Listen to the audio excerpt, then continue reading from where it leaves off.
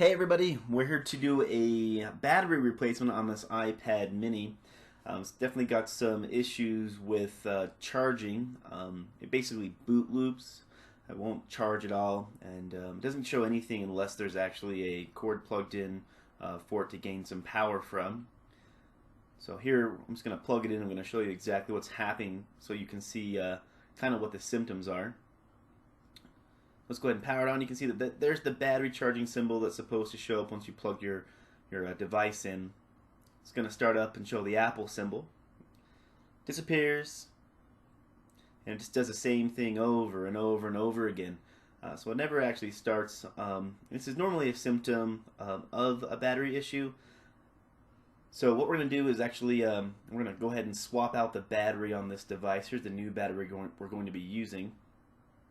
We'll see if that fixes the problem for us. We're going to need several tools. It's going to be everything you need for a glass exchange, so we'll be using a heat gun as well. We'll also need a few pry tools. You can use an infrared thermometer if you want to make sure it doesn't get too hot. Some suction cup and a couple guitar picks. Basically will help us out. If it gets really tricky, we'll use this Disassembly tool, which is awesome. I suggest that if you're in the business, you grab one of those. We'll use a Phillips head screwdriver. Normally this is a PH00, and then an X-Acto knife to cut some tape inside and make our transition a little bit easier. The first thing we're going to do is go ahead and heat up the outside edges of the iPad mini. You can use an infrared thermometer if you've never heated a device before. You don't want to get it over roughly 180 degrees Fahrenheit. Anything over that could damage the LCD below if you get it too hot. But if you get it warm enough where it's still cool enough to touch, but doesn't burn your hand, that's kind of what we're looking for. We're just looking to soften the tape up. So I'll just use the infrared thermometer to give you an idea of how I would do it. Let's go around the edges, get it nice and warm. Can use the Disassembly tool to help us get in there. These guitar picks work better so we don't damage the mid-frame or the actual shell of the iPad mini.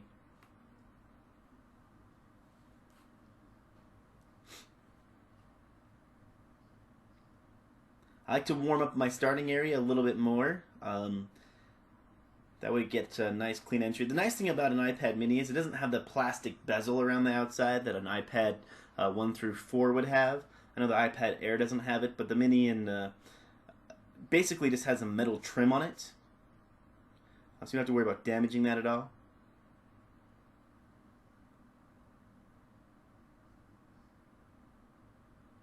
Go ahead and grab our suction cup. We're going to go ahead and stick it on here. It's just a little tile suction cup I got off eBay for a couple of bucks. Basically, just going to try to pull it and see if we can't get a little extra playroom for the glass, which we did. See, I stuck that guitar pick in there nice and easy. We can use this to kind of go around the edges now. And basically, just cutting through the tape. You can see we got some adhesive there that popped up underneath the glass. And that's okay. Let's move it back. Slide our guitar pick all the way around. Once we get pretty far down the middle, we'll go ahead and stick another pick in the other opposite side to hold the glass from reattaching itself. Now you do want to be careful down here at the very bottom, the bottom right hand corner. Basically, the cable for the Digitizer glass is right there. So just going down this side, we're just going to wiggle our pry tool back and forth if you hit any really sticky parts. Just try to pull the adhesive off of the frame. Get into the corner here.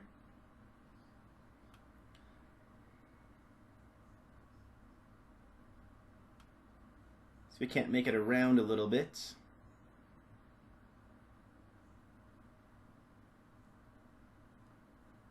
There's some adhesive towards really close to the LCD there. Use this guitar pick to go down the opposite side. It's getting a little bit tricky here. We'll just kind of wiggle it back and forth. Help us separate any stickiness on the guitar pick.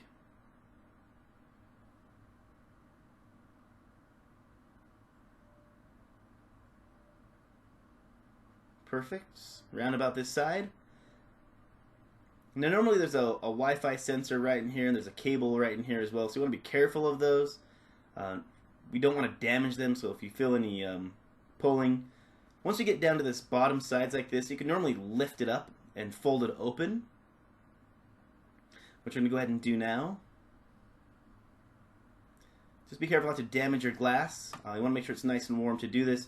Make sure that the Wi-Fi sensors, if you look at the bottom, you can see there's some extra black portions down there that pop out, so you want to be careful of those, that those don't lift up. There's our cable right here, which is what we're being careful with around the corner. With the pick, we don't want to sever that. Since the glass on this one is still good, we're only replacing the battery. So we have a couple of screws, and there's 4 of them, one in each corner.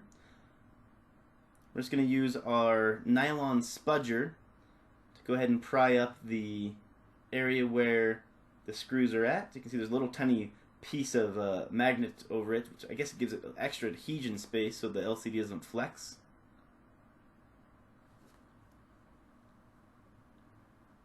Go ahead and use our screwdriver and pull out all 4 screws.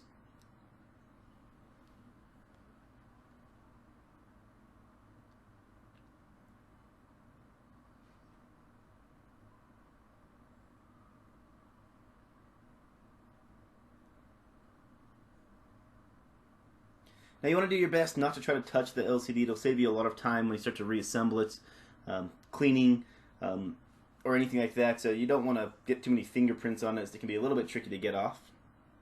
So we'll just go ahead and separate the LCD and fold it forward as well. Now sorry about the glare. I'm just trying to make sure I have good lighting on this. I'm not in a professional studio. It's just in my home. So I don't have the most professional stuff. The next step is we need to take out what seems like an arsenal of screws here, all the way around. You can feeling some bowing here, so it does look like the battery is going to be bad. Basically, using the screwdriver, we're going to go down and take every single screw out of this thing. Now, I suggest whenever you're disassembling an Apple device that you understand exactly where every screw came from. They do like to change their head size and thread size on screws. So just make sure that you understand exactly where they come out. I usually use a dry erase mat that I got from iFixit with a dry erase marker, and I just make a little diagram of where they've come from. You can also buy Apple product mats off of eBay that show you exactly where every screw goes, and you can put the screws on that as well.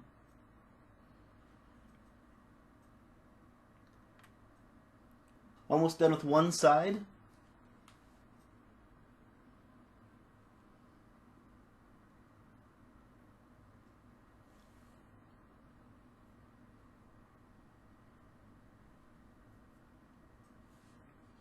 Went ahead and started on the second side.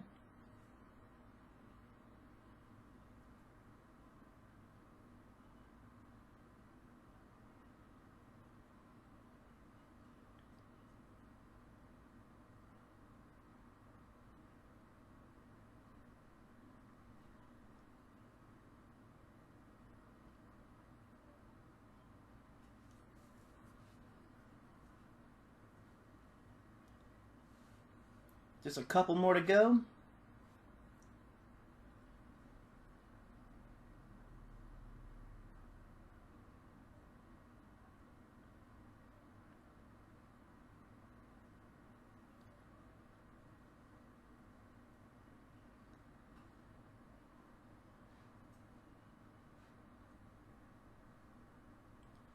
All right. We should be able to pull this housing up here. Just use our spudger and give it a little lift. It does kind of clip in along the sides. You can see that the screw portions pull out. Had an extra screw that popped out there. You lift that up and it'll show us the battery. And it looks like somebody's been in here before. Next thing we're going to go ahead and do is undo the ribbon cables for the Digitizer and the LCD.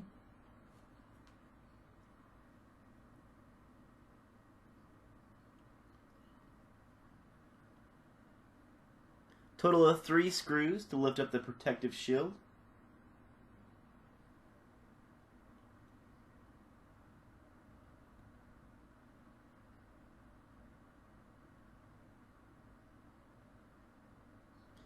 Alright, with that removed, we can see all of our cables here. Now, technically, you don't have to remove the glass and the LCD.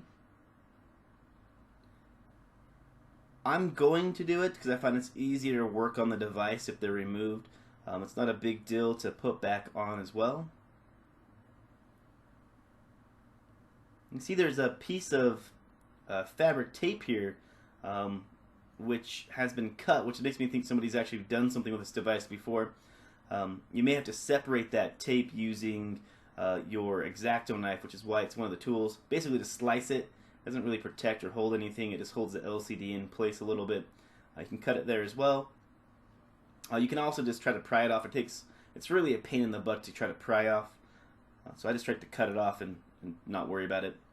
We'll go ahead and pop up our Digitizer cable here as well. And this is held down with a little bit of adhesive, so we're just going to go ahead and work it out. Just being nice and gentle as we pry this back and forth. You can see I'm just wiggling my tool underneath it back and forth to pry it out. Now with those done, it's going to be a little bit easier for us to work to get the battery out. We don't have to worry about smudging or breaking the LCD. The battery's this big long thing down here at the bottom. It doesn't look like it's in the best shape. I'm going to try to use this actual spudger here that I have. See if that'll help us get the battery out. You can also heat the battery from the back side of the device if you'd like to. I like this this spudger I have here as well. Kind of looks like this. You can use a putty knife in this situation. It works great if you don't have any of the specialized pullers. Now, since this battery is bad, I'm not too worried about damaging it, but if you're watching this repair to do something else within the interior of the device, try not to push or pry too hard on this. You don't want to damage or pop a hole in the battery. I'm just going to try to pry it a little bit further, see if we can figure out where exactly that glue line goes down the back side of this battery. Normally it's on the left and right side of it. Now you want to be careful as you're doing this, and notice how I'm prying on the sides, or actually lifting my spudger a little bit off of the device so it doesn't actually hit any of the internal components.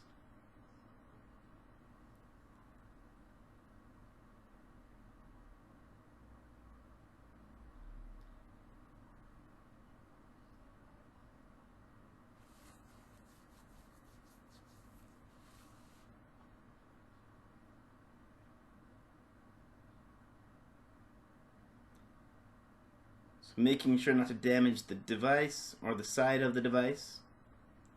Just trying to find the firm spot where I can push that spudger through.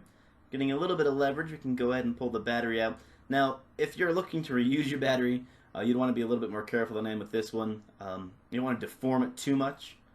You can always try to reform it back into its shape, but you don't want to rip it or anything of that degree of kind of a ruggedness against it.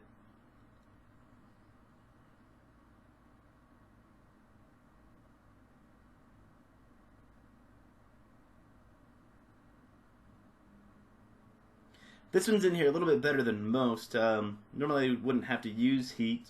And you can use heat if it's being a real struggle for you. Just use your heat gun on the opposite side and heat it up. That'll loosen the adhesive up a little bit for you. At least it'll make it a little bit more pliable.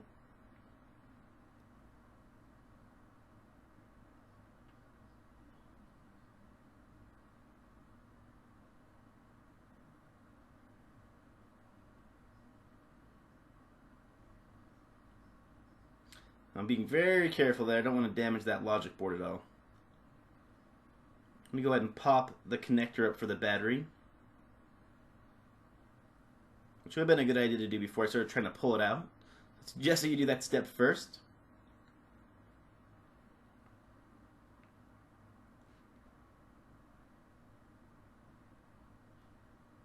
I'm going to use my nylon spudger. It looks like it's getting a little bit tougher in the spots here. I don't want to rip anything. Nylon spudger is a little bit easier not to rip stuff with than a metal spudger.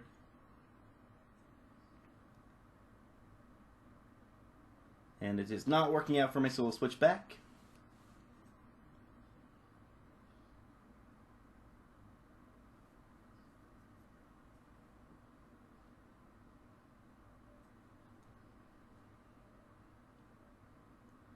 Now I could speed the video up and make it shorter, but I'd rather you see exactly what it takes to remove the stuff from the interior of the devices.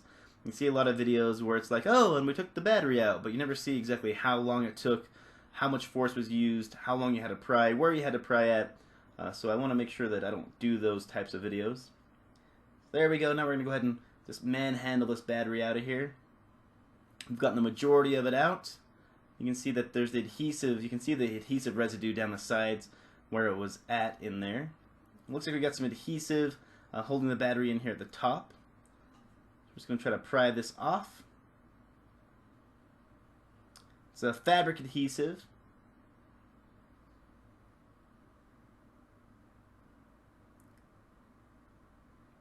Perfect. There we go. Now, if you have deformed your battery, you can just go ahead and use your fingers to reform it back into its original shape if you need to.